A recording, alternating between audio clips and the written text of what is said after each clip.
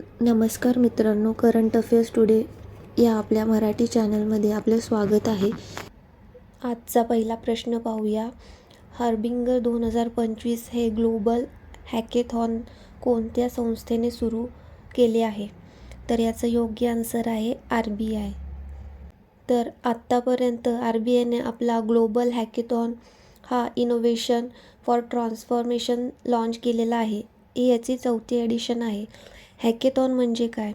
Hackathon हा एक असा कार्यक्रम असतो जिथे प्रोग्रामर, डिझायनर आणि इतर तांत्रिक व्यावसायिक एका निश्चित वेळेत एखाद्या ठराविक आव्हान किंवा समस्येचे समाधान शोधण्यासाठी एकत्र येतात.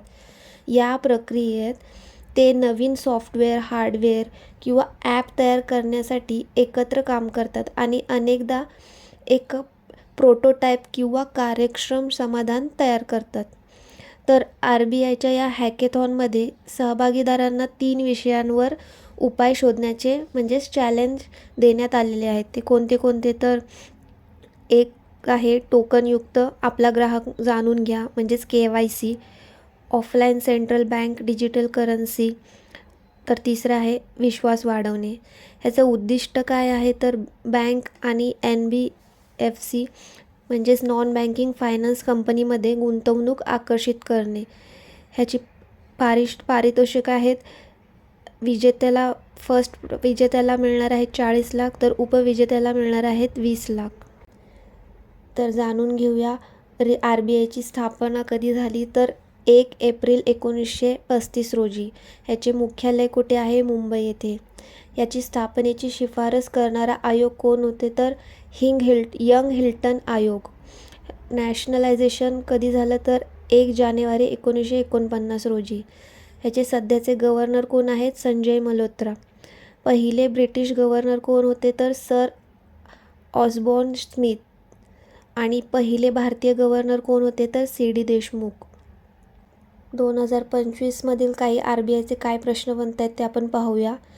चालू घडामोडीच्या. RBI हे सर्वेक्षणानुसार वित्त वर्ष 2023-24 मध्ये भारतात धनप्रेषणाचा सर्वात मोठा स्रोत कुठे आहे? तर अमेरिका येथे झालेला आहे.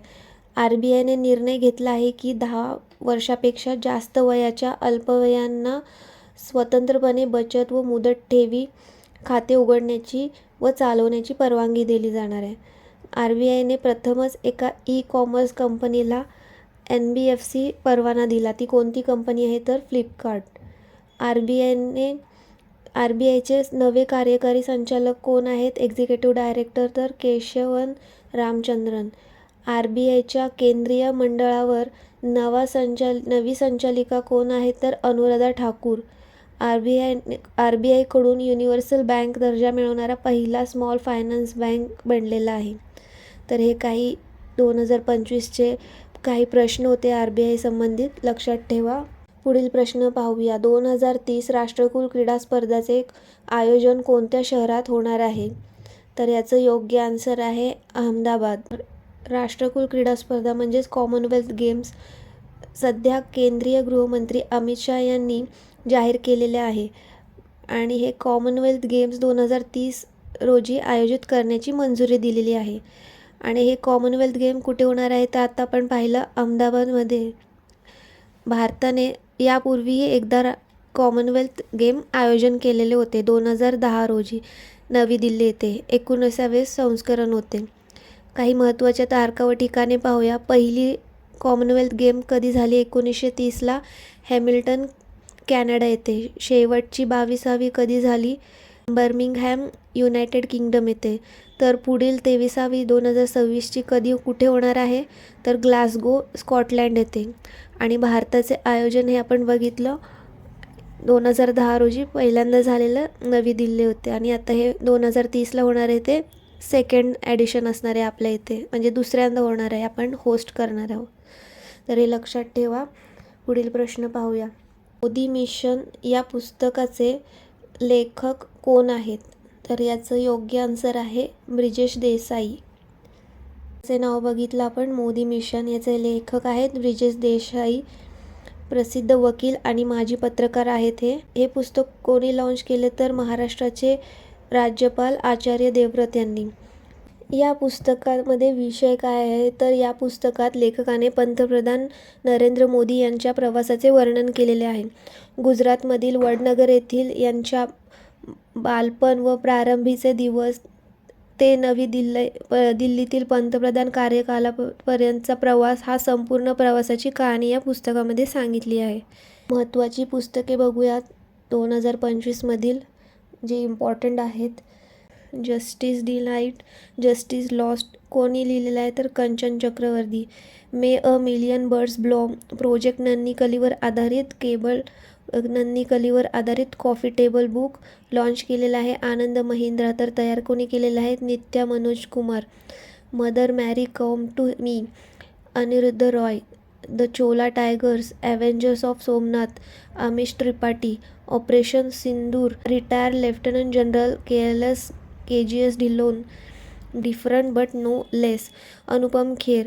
दपान काश्मीरच्या संघर्षाची कथा Ipsita Chakraborty.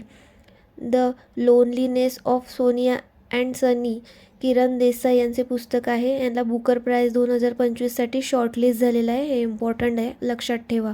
Wings of valour Swapnil Pande. Above and beyond Shivkumar Mohanka. तर लक्षात ठेवा, ही महत्त्वाची पुस्तकं आहेत. पुढील प्रश्न पाहूया. ओशियन स्काय 2025 हा लष्करी सराव कोणत्या देशात झाला? तर याचं योग्य आन्सर आहे स्पेन. ओशियन स्काय हा मल्टीनॅशनल एअर एक्सरसाइज आहे. ह्याचे होस्ट कोणी केले आहे? स्पेनने. तर याची कालावधी आहे 20 ऑक्टोंबर ते 31 ऑक्टोंबरपर्यंत चालणार आहे एक्सरसाइज. ह्याचे स्थान कुठे आहे स्पेनमध्ये? तर कॅनरी बेटामधील गॅडो एअरबेसवर. भारताने या सरावामध्ये पहिल्यांदाच भाग घेतलेला आहे. ही पहिलीच अशी वेळ आहे की एखाद्या नाटो म्हणजे नॉन नाटो देशाने हा एअर एक्सरसाइजमध्ये भाग घेतला आहे. भारतीय वायुसेनेने या सरावात Su-30 MKI लढाऊ विमानासह सहभाग घेतलेला आहे. स्पेनची राजधानी आहे मद्रिद. करन्सी आहे युरो आणि प्राईम मिनिस्टर आहेत पेद्रो साजेज. काही महत्त्वाचे स्पेन रिलेटेड प्रश्न पाहूया. युरोकप 2024 फुटबॉल फायनलमध्ये हा स्पेन जिंकला. कोणाला हरवून? तर इंग्लंडला. UEFA women's national league 2024 Spain versus फ्रान्समध्ये स्पेन जिंकला फ्रान्सला हरवून. ISA इंटरनॅशनल सोलर अलायन्स स्पेस हा 99वा सदस्य देश ठरला. C-295 परिवहन विमान भारताने स्पेस एअरबेस कंपनीकडून ही विमाने खरेदी केलेली आहेत. भारत आणि स्पेन यांनी 2026 हे वर्ष दुहेरी वर्ष म्हणजे year of culture, tourism and AI म्हणून साजरे करण्याचा निर्णय घेतलेला आहे. स्पेन हा युरोपमधील पहिला देश ठरला आहे ज्याने मासिक पाळीच्या रजेचा कायदा मंजूर केलेला आहे. तर लक्षात ठेवा, सर्व इम्पॉर्टंट प्रश्न आहेत. पुढील प्रश्न पाहूया. प्रधानमंत्री श्री योजना कोणत्या राज्याने अंमलात आणण्यासाठी केंद्राशी करार केला? तर याचं योग्य आन्सर आहे केरळ. याचा फुल फॉर्म काय आहे? तर PM school of rising India. याचं लॉन्च कधी झालेलं आहे? तर 7 सप्टेंबर 2022 रोजी. याचं उद्दिष्ट काय आहे? तर विद्यमान शाळांना गुणात्मकदृष्ट्या बळकट करणे. राष्ट्रीय शिक्षण धोरण 2020 म्हणजेच NEP 2020 नॅशनल एज्युकेशन पॉलिसीच्या अंमलबजावणीचे प्रदर्शन करणे आणि त्या शाळांना काळानुसार मॉडेल बनवणे हे याचं उद्दिष्ट आहे. ह्याचे लक्ष्य काय आहे? 14,500 पेक्षा जास्त शाळांचा समावेश करणे हे यांचं लक्ष्य आहे. आणि किती काळापर्यंत? तर अवधी किती? तर 2022 ते 23 ते 2026-27 पर्यंत अवधी आहे दिलेला आहे. आणि याला अंदाजित खर्च किती येणार आहे? तर 27,360 कोटी. लक्षात ठेवा. तर केरळमधून जाणून घेऊया. केरळची राजधानी आहे तिरुवनंतपुरम. मुख्यमंत्री आहेत पिनरायन विजयन. राज्यपाल आहेत राजेंद्र विश्वनाथ आर्लेकर. राज्याचे प्रतीक राजकीय प्राणी आहे हत्ती. राजकीय पक्षी आहे ग्रेट हॉर्निबल. राजकीय फूल आहे कॉनिकोना. राजकीय वृक्ष आहे नारळाचे झाड. राजकीय फळ आहे कटहल, जॅकफ्रूट. राजकीय मासा ग्रीन क्रोमाइड. महत्त्वाचे उद्याने कोणते आहेत तर Silent Valley National Park, Periyar National Park, Eravikulam National Park, Anamudi Shola National Park. महत्त्वाचे धरण इडुकी धरण पेरियारवर आहे. क्लासिकल डान्स फॉर्म कोणते फेमस आहेत तर कथकली, मोहिनीअट्टम. Classical language Malayalam. मुख्य सण कोणते कोणते आहेत ओणम, त्रिशूरपूरम, अट्टकुल पोंगल, विलक्कू. विषुवोत्सव हे केरळचे नवीन वर्ष दर्शवणारा सण आहे आणि हा प्रश्न विचारलेला आहे एक्झाममध्ये. पहिला आंतरराष्ट्रीय समुद्र किनारा महोत्सव देखील इथे सेलिब्रेट केला जातो. समुद्रकिनारे कोणते कोणते आहेत केरळचा किनारा मालाबार तट आणि तमिळनाडूचा किनारा कोरमंडल तट. केरळला मसाल्याचे बाग देखील म्हटले जाते आणि शबरीवाला मंदिर देखील केरळमध्ये स्थित आहे. हे काही लक्षात ठेवा. अजून कोणकोणत्या गोष्टीसाठी केरळ न्यूजमध्ये होता 2025मध्ये तर पाहून घेऊया. 78वी संतोष ट्रॉफी केरळ जिंकला कोणाला हरवून तर पश्चिम बंगाल यांना. वायनाड भूस्खलन आपत्ती इथे केरळमध्ये निर्माण झालेली. केंद्र सरकारने केरळमधील वायनाड येथे झालेल्या भूस्खलनाला गंभीर स्वरूपाची आपत्ती म्हणून घोषित केलेले होते. पश्चिम घाटातील सर्वात उंच शिखर कोणते आहे तर अनामुडी. केंद्रीय नारळ संशोधन संस्था हे देखील केरळमध्ये आहे. म्हणजेच Kerala warning crisis and hazard management system. ही आपत्ती व्यवस्थापनासाठी केरळ सरकारने एक प्रणाली सुरू केलेली आहे. गोस समृद्धी योजना देखील केरळने सुरू केलेली आहे. केरळ सरकारची मवेशी विमा योजना देखील सुरू केलेली आहे. अट्टकुल पोंगल महोत्सव इथे सेलिब्रेट केलं जातं. किती दिवसांसाठी तर 10 दिवसांसाठी. पोंगलोत्सव हा तमिळनाडू येथे 4 दिवसासाठी सेलिब्रेट केला जातो. वरिष्ठ नागरिक आयोग स्थापन करणारे भारताचे पहिले राज्य देखील केरळ आहे. ऑनलाईन स्थायी लोक अदालत सेवा सुरू करणारे भारताचे पहिले राज्य देखील केरळ आहे.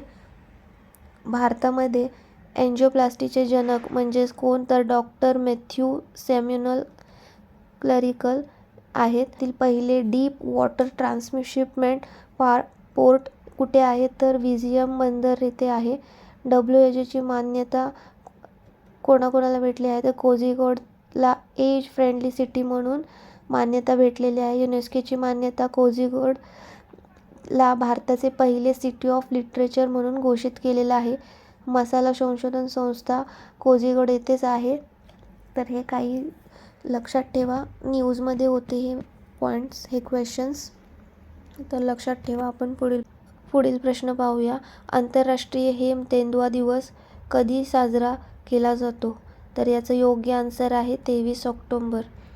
हिम तेंदुआ दिवस उद्देश काय आहे ह्याचं तर दुर्मिळ प्राण्यांच्या संरक्षणाबद्दल जनजागृती करणे. पहिल्यांदा साजरा केलेला 2014मध्ये. ह्याची थीम काय आहे प्रोटेक्टिंग द माउंटेन गार्डियन. मराठीत अर्थ घेतला तर पर्वत संरक्षकांचे संरक्षण करणे. प्रतिकारात्मक अर्थ काय आहे हिम तेंदुआ पर्वतीय परिसंस्थेला संतुलन राखणारा संरक्षण मानला जातो. म्हणून या दिवसाचा उद्देश पर्वतीय जैवविविधतेचे जतन करणे आहे. काही महत्त्वाचे इम्पॉर्टंट ऑक्टोबरचे डेज पाहूया आत्तापर्यंतचे. 1 October international day of older persons and international coffee day and world vegetarian day. हे तीनही दिवस 1 ऑक्टोबर रोजी सेलिब्रेट केले जातात. 2 ऑक्टोबर रोजी आंतरराष्ट्रीय अहिंसा दिन. 4 October world animal day. 5 October राष्ट्रीय डॉल्फिन दिवस. 6 ऑक्टोबर वर्ल्ड हॅबिटेट डे जागतिक पर्यावरण दिवस. ऑक्टोबरच्या पहिल्या सोमवारी हा सेलिब्रेट केला जातो. 7 ऑक्टोबर वर्ल्ड कॉटन डे जागतिक कापूस दिन. 8 October Indian air force day. 10 October world mental health day. National postal day देखील सेलिब्रेट केला जातो. October international day of the girl child and world migrant birds day. 13 October international day for disaster risk reduction. 14 October world standards day. 15 October world students day. 16 October जागतिक भूलशास्त्र दिन आणि world food day म्हणजेच जागतिक अन्न दिन celebrate केला जातो. 17 October दारिद्र्य निर्मूलनासाठी आंतरराष्ट्रीय दिन म्हणून सेलिब्रेट केला जातो. 20 ऑक्टोबर वर्ल्ड स्टॅटिक्स डे म्हणजे जागतिक सांख्यिकी दिन आणि हाडांची झीज विरोधी दिन सेलिब्रेट केला जातो. 21 ऑक्टोबर पोलीस स्मृती दिन म्हणून सेलिब्रेट केला जातो. तर लक्षात ठेवा. पुढील प्रश्न पाहूया. ओला शक्ती हे उत्पादन कोणत्या कंपनीने लॉन्च केलेलं आहे? तर प्रश्नातच उत्तर आहे ओला हे ओला इलेक्ट्रिक्स हे आन्सर आहे. ओला शक्ती म्हणजे काय? ओला शक्ती हा एक residential battery energy storage system आहे. याचा उपयोग काय आहे तर हे घरे आणि छोटे व्यवसायांसाठी वीज बॅकअप म्हणजे पॉवर बॅकअप म्हणून डिझाईन केले गेलेले आहे. हे AC, फ्रीज, पाण्याचा पंप यांसारख्या उपकरणांसाठी वीज पुरवू शकते. हे ओला कंपनीने स्वतः विकसित केलेले आहे आणि ह्याची क्षमता किती आहे तर आपण घेईल तसे ह्याचे वर्जन्स आहेत. 1.5 किलोवॅट, 3 किलोवॅट, 5.2, 9.1 तसे त्याचे प्राइजेस राहतील जसे यांची वॅट वाढतील तसे. पुढील प्रश्न पाहूया. World para power lifting championship 2025 कोणत्या देशात पार पडली? तर याचं योग्य आन्सर आहे Egypt. World para power lifting 11th edition आहे ही. कधी डेट याची 11 ते 18 ऑक्टोबरमध्ये पार पडली आहे आणि कुठे तर काहिरा इजिप्त येथे. ही स्पर्धा आफ्रिका खंडात पहिल्यांदाच आयोजित करण्यात आलेली आहे. ह्याच्यामध्ये इंडियाचा परफॉर्मन्स काय राहिला तर आपल्याला ह्याच्यामध्ये 1 गोल्ड आणि 2 ब्रॉन्झ भेटलेला आहे. गोल्ड विनय यांनी जिंकलेला आहे 72 kg कॅटेगरीमध्ये. ह्याची नेक्स्ट एडिशन 2026ला बहरीन येथे होणार आहे. इंटरनॅशनल पॅराऑलिम्पिक कमिटी ही स्थापना करते. याची स्थापना कधी झालेली आहे तर 1989 रोजी. याचे प्रेसिडेंट आहेत अँड्रियो पॅरासोन्स. याचे मुख्यालय आहे बॉन, जर्मनी येथे. पुढील प्रश्न पाहूया. भारतीय नौसेनेने अलीकडेच कोणत्या IIT सोबत करार केलेला आहे? तर याचं योग्य आन्सर आहे IIT दिल्ली. इंडियन नेव्हीने IIT दिल्लीसोबत हा ॲग्रीमेंट केलेला आहे. याचे पर्पज काय, उद्दिष्ट काय आहे तर भारतीय नौसेनेने आपल्या नौसैनिक जहाजावरील जीवनाची गुणवत्ता सुधारण्यासाठी त्यांच्यासोबत समझोता केलेला आहे. या कराराचा उद्देश आरामात, सुरक्षिततेत आणि कार्यक्षमतेत सुधारणा करणे. महत्त्वाचं काय आहे तर या उपक्रमामुळे भारतीय नौसेना आधुनिक तंत्रज्ञानाचा वापर करून जहाजावरील जीवन अधिक सुरक्षित आणि सोयीस्कर बनवेल. पुढील प्रश्न पाहूया. सायबर सुरक्षा जागरूकता महिना कोणत्या महिन्यात साजरा केला जातो? तर याचं योग्य आन्सर आहे ऑक्टोबर. सायबर सुरक्षा जागरूकता महिना दरवर्षी ऑक्टोबर महिन्यात सेलिब्रेट केला जातो. याचं उद्दिष्ट काय आहे तर लोकांना ऑनलाईन सुरक्षित राहण्यासाठी आणि उभरत्या सायबर धोक्यांबद्दल जागरूक व शिक्षित करण्यासाठी हा महिना सेलिब्रेट केला जातो. ह्याची थीम काय आहे? सायबर जागृत भारत आणि भारताची थीम आहे ही. आणि जागतिक म्हणजे वर्ल्ड लेवलमध्ये थीम काय आहे? Stay safe online. तर काही सायबर रिलेटेड आपण न्यूजमध्ये आलेले काही प्रश्न पाहून घेऊया. तर कोणत्या राज्याने मुलांविरुद्ध होणारे सायबर गुन्हे थांबवण्यासाठी कुंजी ॲप नावाने ॲप लॉन्च केलेलं होते? तर केरळ यांनी. भारताचे पहिले सायबर तहसील निर्माण करणारे राज्य कोणते आहे? Madhya Pradesh. NATO cyber defence ग्रुपमध्ये सामील होणारा पहिला आशियाई देश कोणता ठरलेला आहे? तर साऊथ कोरिया. रक्षा मंत्रालयाने आपल्या संगणकामधील मायक्रोसॉफ्ट ऑपरेटिंग सिस्टीमच्या जागी बसवण्यासाठी तयार केलेल्या ऑपरेटिंग सिस्टीमचे नाव काय आहे? तर माया. देशातील पहिले सायबर सिक्युरिटी सेंटरचे उद्घाटन कुठे झाले? चंदीगड येथे. भारताचे पहिले एकात्मिक राज्यस्तरीय म्हणजे सायबर कमांड अँड कंट्रोल सेंटरचे उद्घाटन कुठे झाले? नवी मुंबई येथे. आणि Indian cyber crime coordination centre याचं राष्ट्रीय ब्रँड ॲम्बॅसेडर कोणाला बनवलेला आहे तर रश्मिका मंदाना. तर हे काही इम्पॉर्टंट पॉईंट्स होते, लक्षात ठेवा. तर आजचा हा आपला सेशन इथेच संपला. व्हिडिओ कशी वाटली कमेंट करून नक्की सांगा. थँक्यू.